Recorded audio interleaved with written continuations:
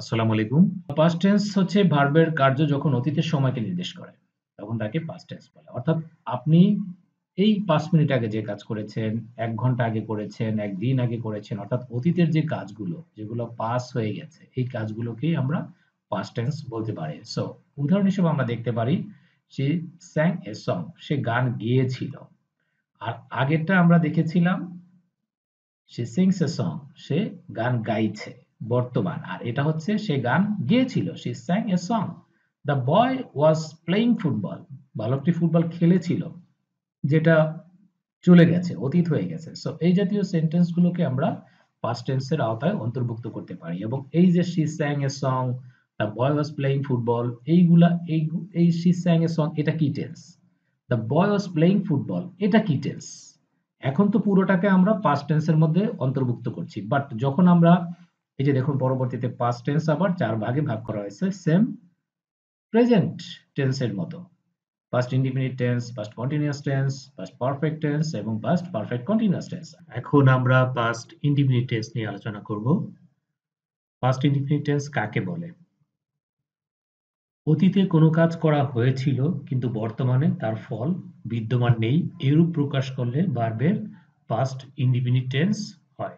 ধরুন অতীতে কোনো একটা কাজ করেছেন, যেটা অতীতেই শেষ হয়ে গেছে, হ্যাঁ? যার কোনো ফল বা কোনো প্রভাব বর্তমানে পড়ছে না। সো এইটাকেই বলে পাস্ট ইনডিফিনিট টেন্স।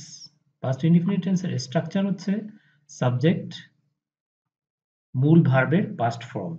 আমরা জানি যে ভার্বের ৩ টা form, present, past, past participle. So এখানে আমরা ভার্বের যে পাস্ট ফর্মটা আছে ওই ফর্মটা ব্যবহার করব এবং অবজেক্ট দিয়ে আমরা একটা সুন্দর সেন্টেন্স মেকিং করব। এখন পাস্ট ফর্ম কোনটা? ধরুন আমরা কিন্তু সবাই জানি eat, ate, eaten. Present, past, past participle. তো এইখানে অ্যাটটা হচ্ছে ভার্বের পাস্ট ফর্ম। আরেকটা উদাহরণ দিতে পারি আমরা বাই, বট, বট। এখানে বটটা হচ্ছে পাস্ট ফর্ম। সো আমরা উদাহরণ দেখি I went to school, আমি স্কুলে গিয়েছিলাম। এখানে go হচ্ছে প্রেজেন্ট ফর্ম, go এর পাস্ট ফর্ম হচ্ছে went. Rahim helped the old man, রহিম একজন বয়স্ক মানুষকে সাহায্য করেছিল। সো এখানে help এর পাস্ট ফর্ম হচ্ছে helped. এই যে একটু আগে আমি বাই, বট, বট বলেছিলাম। সো এখানে দেখুন he bought some books, সে কিছু বই কিনেছিল। এখানে বটটা হচ্ছে ভার্বের পাস্ট ফর্ম। সো এই হলো আমাদের পাস্ট ইনডিফিনিট টেন্সের কিছু উদাহরণ। আর আমরা কিন্তু জেনেছি অলরেডি ফার্স্ট ইনডিফিনিট টেন্স কাকে বলে। যে অতীতে কোনো কাজ করা হয়েছিল যার ফল এখন আর বর্তমানে নেই, এরূপ অর্থ প্রকাশ করলে তাকে পাস্ট ইনডিফিনিট টেন্স বলে। সো পাস্ট ইনডিফিনিট টেন্স আমরা কিভাবে চিনব? যখন কোনো সেন্টেন্সে আমরা দেখব যে yesterday, last night, last day, এগো, সিন্স, এই জাতীয় ওয়ার্ডগুলো যদি কোনো সেন্টেন্সে থাকে তখন আমরা তাকে পাস্ট টেন্সের আওতায় ফেলে পাস্ট টেন্সের মধ্যে কোন টেন্স, ফার্স্ট ইনডিফিনিট টেন্স না ফার্স্ট কন্টিনিউয়াস টেন্স, এটা আমরা যখন ফার্স্ট ইনডিফিনিট টেন্সের ইনস্ট্রাকশন দেখছি, সামনে সামনে ফার্স্ট কন্টিনিউয়াস টেন্সের স্ট্রাকচার দেখব, তখন আমরা এটা ওইভাবে নির্ণয় করে নেব। তবে এগুলো আপনি পাওয়ার সম্ভাবনাটা অনেক বেশি। Yesterday, last night, last day, এগো, সিন্স এগুলো। তো আরেকটা ইম্পর্টেন্ট বিষয় আমরা দেখে নিই, সেটা হচ্ছে যখন পাস্ট ইনডিফিনিট টেন্স যুক্ত কোনো সেন্টেন্সে মূল ভার্ব থাকে না, তখন ওয়াজ, ওয়্যার, হ্যাড এগুলো মূল ভার্ব হিসাবে ব্যবহৃত হয়। সো এখানে আমরা দুইটা উদাহরণ দেখে নিই। I was present in the meeting yesterday, আমি গতকালকের মিটিং এ ছিলাম। They were not present in the meeting yesterday, so তারা গতকালকের মিটিং এ উপস্থিত ছিল না। এই যে দেখুন এখানে দুইটা সেন্টেন্সে কিন্তু আমরা yesterday, yesterday পাই এবং আমাদের মেইন ভার্ব না থাকাতে was আর এখানে হচ্ছে were, এই দুটি মেইন ভার্ব হিসাবে ব্যবহৃত হয়েছে। এখন আমরা পাস্ট কন্টিনিউয়াস টেন্স নিয়ে আলোচনা করব। সো প্রথমে দেখে নিই পাস্ট কন্টিনিউয়াস টেন্স কাকে বলে। ভার্বের যে কাজ অতীতে কিছু সময় ধরে চলতেছিল বোঝাচ্ছে তাকে পাস্ট কন্টিনিউয়াস টেন্স বলে। অর্থাৎ অতীতে কোনো একটা কাজ কিছু সময় ধরে চলছিল বা চলতেছিল বোঝাচ্ছে, তখন তাকে পাস্ট কন্টিনিউয়াস টেন্স বলে। আমরা প্রেজেন্ট কন্টিনিউয়াস টেন্সে জেনেছি যে বর্তমানে কোনো কাজ কিছু সময় ধরে চলতেছিল বোঝাচ্ছে তাকে প্রেজেন্ট কন্টিনিউয়াস টেন্স বলে। আর পাস্ট কন্টিনিউয়াস টেন্স হচ্ছে অতীতে কিছু সময় ধরে যখন একটা কাজ চলতেছিল সেটাকে পাস্ট কন্টিনিউয়াস টেন্স বলে। সো এখন আমরা দেখে নিই ফার্স্ট কন্টিনিউয়াস টেন্সের স্ট্রাকচার। সাবজেক্ট ওয়াজ বা ওয়্যার। পাস্ট কন্টিনিউয়াস টেন্সের ওয়াজ বা ওয়্যার ব্যবহার করতে হবে, মূল ভার্বের প্রেজেন্ট ফর্মের সাথে আইএনজি যুক্ত হবে। ওয়াজ বা ওয়্যার ভার্বের সাথে ভার্বের প্রেজেন্ট ফর্ম হতে হবে এবং সেই সাথে আইএনজি যুক্ত হবে এবং অবজেক্ট দিয়ে আমরা পাস্ট কন্টিনিউয়াস টেন্সের সেন্টেন্স গঠন করব। সো আমরা দুইটা এক্সাম্পল দেখি। I was reading a book. I auxiliary verb এখানে ওয়াজ এবং রিড এর সাথে আমরা আইএনজি যুক্ত করে রিডিং। এই বুক হচ্ছে আমাদের অবজেক্ট, তাহলে হয়ে গেল আমাদের একটি সেন্টেন্স মেকিং। দ্বিতীয় সেন্টেন্সটা আমরা দেখি। We were reciting the poem. We subject, were হচ্ছে আমাদের এখানে অক্সিলারি ভার্ব, এন্ড রিসাইট এর সাথে আইএনজি যুক্ত করে রিসাইটিং, দ্য পোয়েম হচ্ছে আমাদের অবজেক্ট। সো দুইটা সেন্টেন্স আমরা দেখে নিলাম। আর এখানে আমরা সবসময় যেটা করব সেটা হচ্ছে আই, হি, শি, ইট এর সাথে আমরা ওয়াজ ব্যবহার করব এবং উই, ইউ, দে এর সাথে আমরা সবসময় ওয়্যার ব্যবহার করব। সো আমরা এখানে দেখলাম পাস্ট কন্টিনিউয়াস টেন্স কাকে বলে।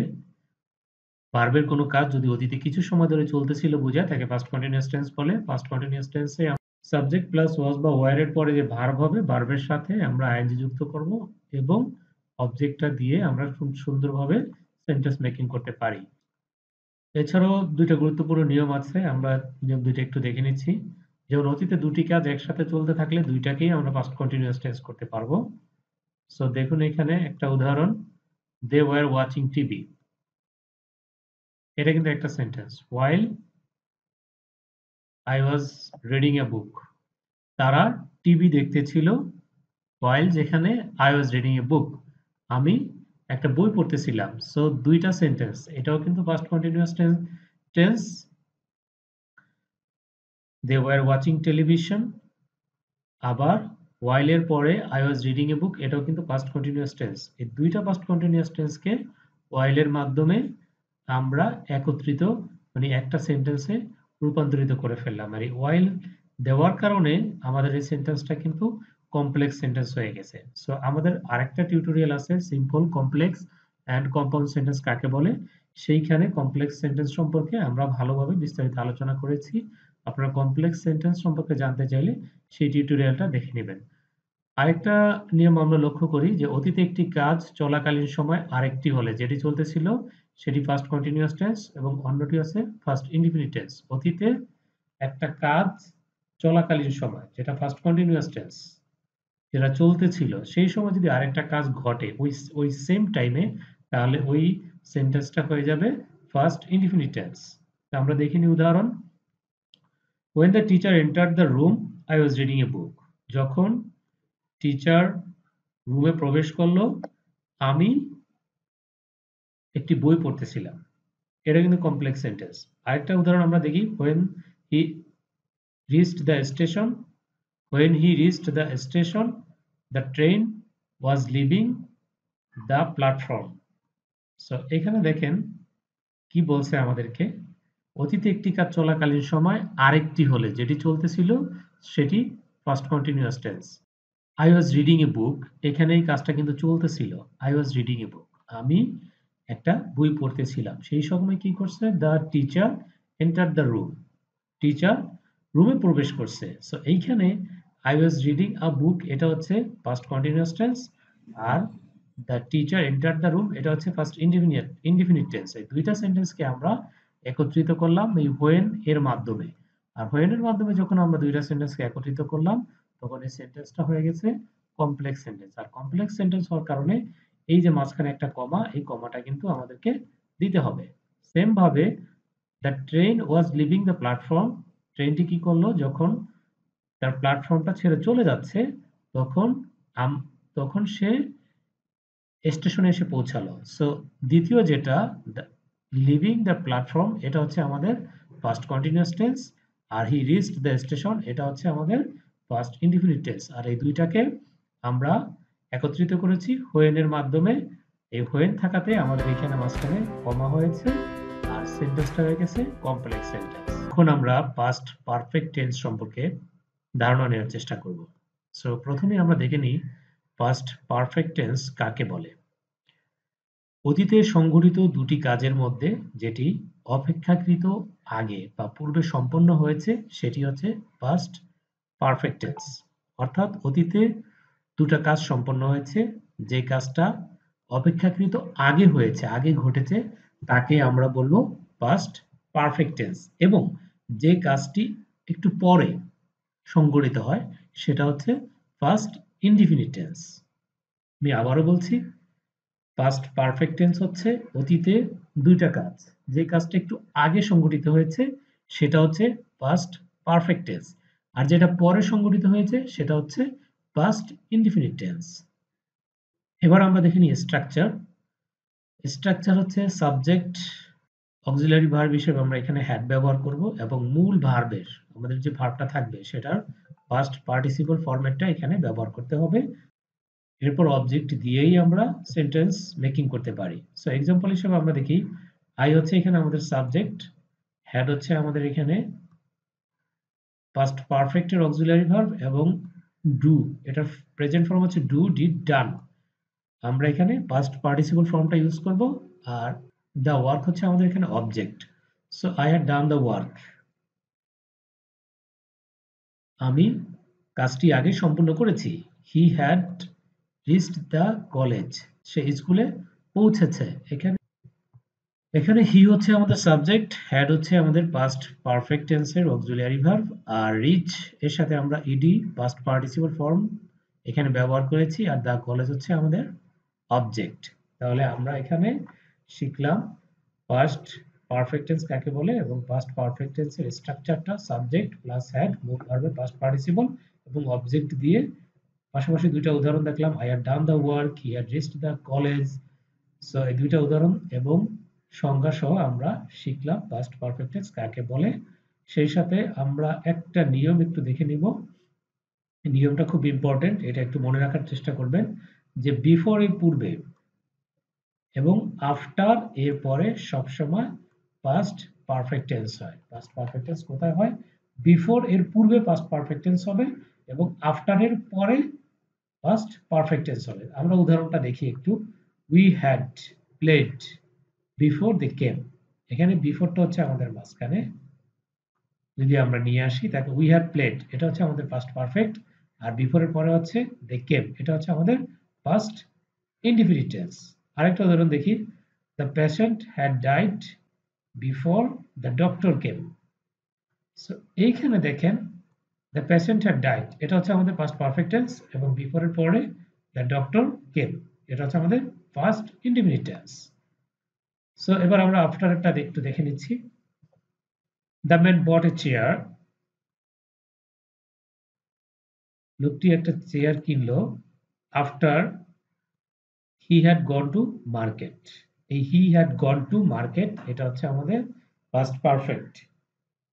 সো খেয়াল করুন, আফটারের আগে হচ্ছে আমাদের পাস্ট ইনডিফিনিট এবং আফটার এর পরে হচ্ছে আমাদের পাস্ট পারফেক্ট, আর বিফোর এর আগে হচ্ছে আমাদের পাস্ট পারফেক্ট, বিফোর এর পরে হচ্ছে পাস্ট ইনডিফিনিট।